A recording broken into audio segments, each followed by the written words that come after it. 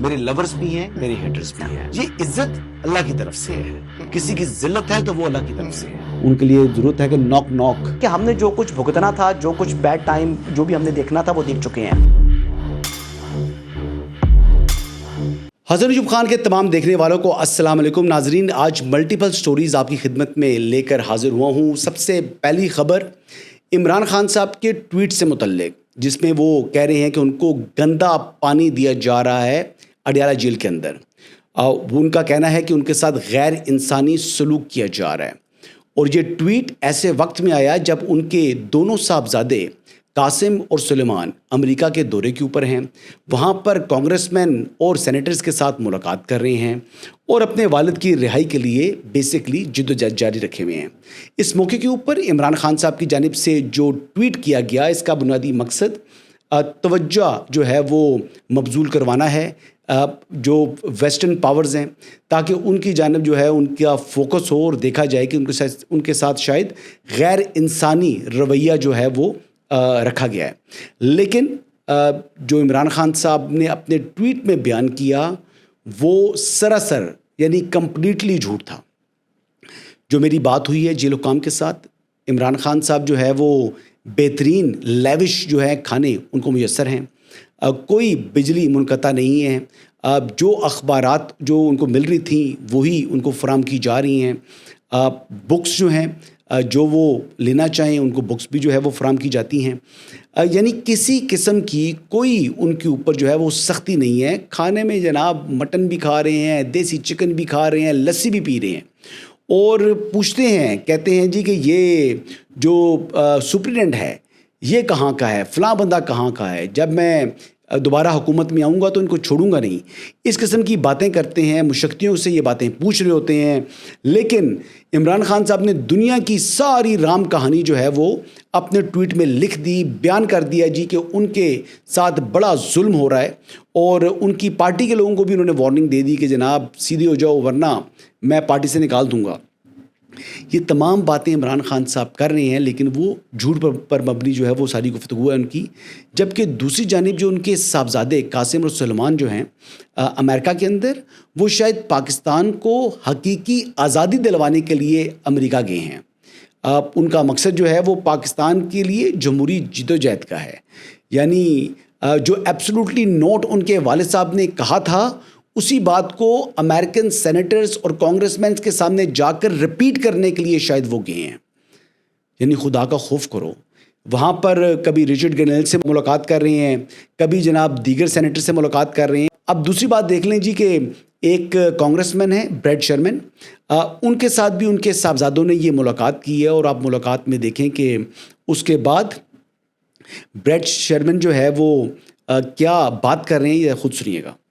And I hope that you direct our ambassador to Pakistan to visit Imran Khan in prison to demonstrate our dedication to the rule of law and to visit Dr. Afridi. This is in prison. This is the man that did more for America than any foreigner since Lafayette, and he languishes in a Pakistani jail. He helped us get bin Laden.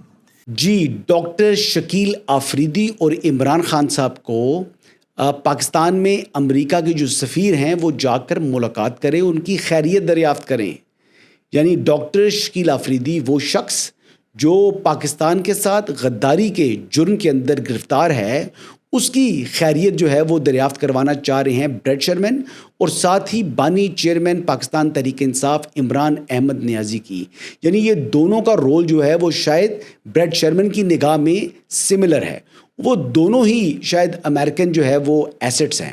لیکن دوسری جانب جو عوام کے سامنے منجن بیچا جاتا ہے وہ منجن یہ ہے جی کہ حقیقی آزادی, امریکہ کی غلامی سے نجات, اور ہم کوئی غلام ہیں, ایبسلوٹلی ناٹ.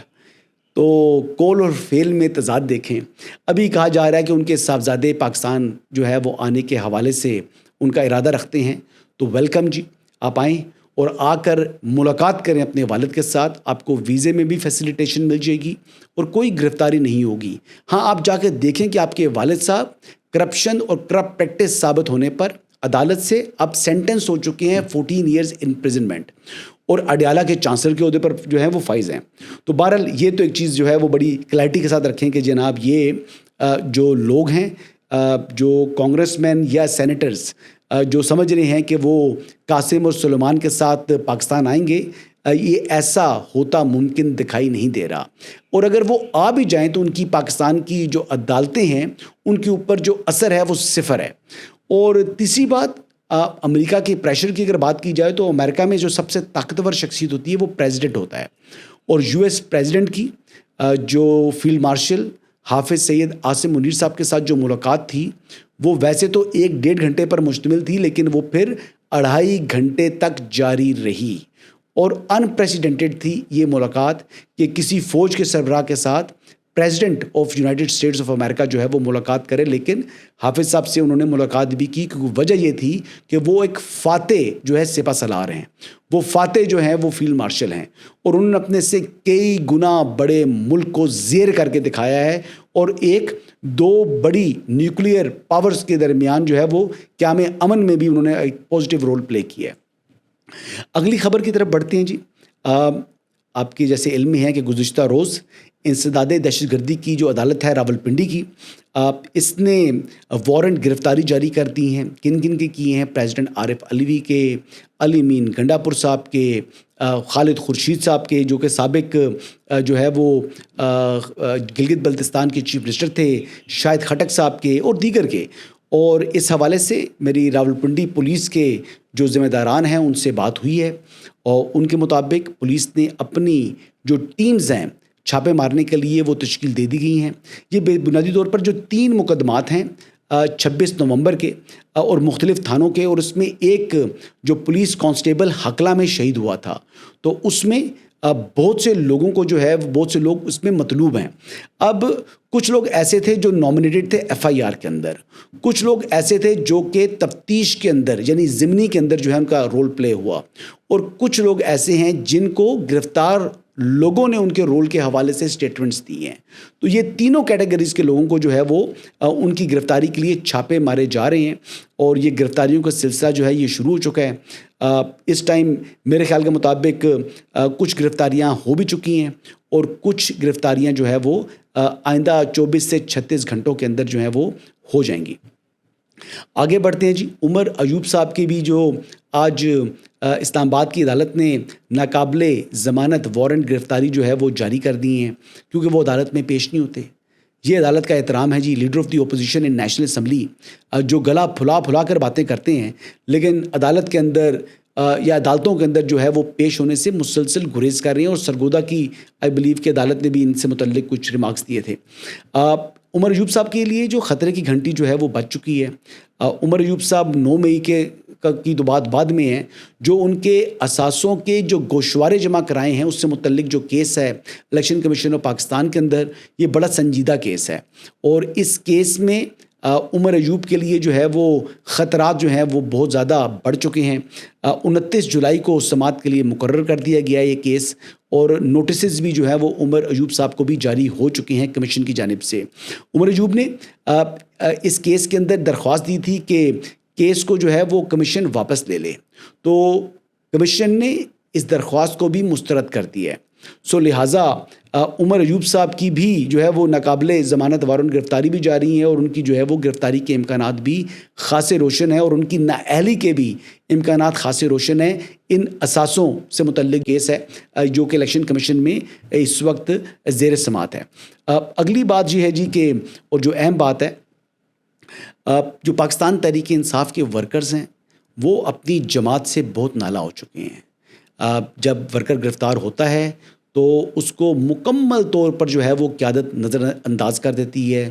وہ جی رہا ہے, وہ مر رہا ہے, وہ کس حال میں ہے, اس کی فیملی کو کوئی سپورٹ کی ضرورت ہے, یا اس کو جو ہے وہ کوئی آپ مدد فراہم کریں, تو ایسا کوئی بھی جو اچھا کام ہے وہ اللہ کے حکم سے جو موجودہ لیڈرشپ ہے پاکستان تحریک انصاف کی وہ نہیں کر رہی.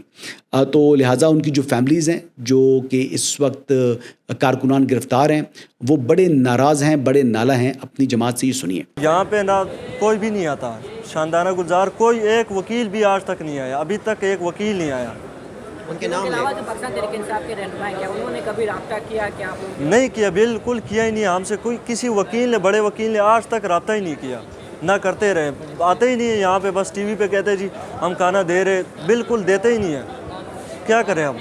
अच्छा, ये तो आपने सुना। बात ये है कि अब एक बार फिर एहतजाज की 5 अगस्त से मुतल्लिक कॉल है और दोबारा अज़ाइम यही हैं कि जो वर्कर है वो कुर्बानी दे और लीडर जो है वो टेलीविज़न चैनल्स के ऊपर जो है शाम के टाइम बैठकर एयर कंडीशन वाले कमरों में अपने जो है वो नैरेटिव बिल्डिंग करे और सेल्फ प्रोजेक्शन करें। तो ये बुनियादी जो है वो सिचुएशन चल रही है। अब देखें कि वर्कर्स का और इमरान खान साहब का अगर तकाबली जायज़ा लें तो इमरान खान साहब को जितना खाना यानी उनको मिल रहा है जेल के अंदर, वो कहते हैं कि ज़ाती खर्च है, वो ज़ाती खर्च से नहीं बल्कि पार्टी फंड से दिया जा रहा है। और बता दें, अगर इमरान खान साहब ज़ाती खर्च से अपने अखराजात जेल के पूरे कर रहे हैं तो कोई रिकॉर्ड में कोई इस तरीके से दिखा दें कि जी पेमेंट कहाँ से की जा रही है और उनकी सोर्स ऑफ इनकम क्या है। वो तो हमेशा नील नील नील नील जो है ना वो लिखा होता है उन्होंने, तो वो सोर्स ऑफ इनकम तो वो ज़ाहिर करते नहीं है हर साल गोशवारों के अंदर। और खाने जो हैं वो देसी घी में भुना हुआ जो है वो देसी चिकन और मटन खा रहे होती हैं। और दूसरी जानिब जो वर्कर है वो जिए मरे, उसको जो है वो अंदर जो है वो फैंटी लग रही हो, उसके लिए कोई परेशानी हो, बीमारी हो, कोई भी उसकी सूरत हाल है, कोई भी उसका जो है पुरसान हाल पूछने वाला नहीं है। तो ये इस जमात की हकीकत है जी। इंशाल्लाह कल मज़ीद अपडेट्स के साथ आपकी खिदमत में दोबारा हाज़िर हूँगा। इजाज़त दीजिएगा। अल्लाह हाफ़िज़।